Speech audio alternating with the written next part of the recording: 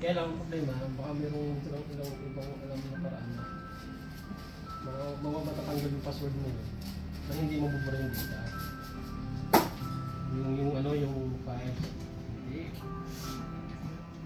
Yan, ang ano kasi, ang standard na ano, i-reset mo siya. Kaya na pag i-reset mo siya, tanggal lahat ng laman ng ano, lahat ng mga nakasave na files.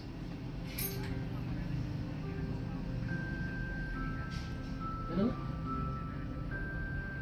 Oo, marireset siya. Kahit ako kaya i-reset eh. Sa YouTube naman yung ano eh, procedure eh.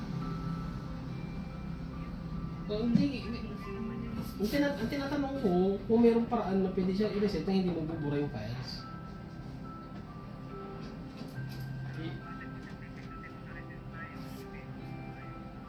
Hindi ah. Walang naman.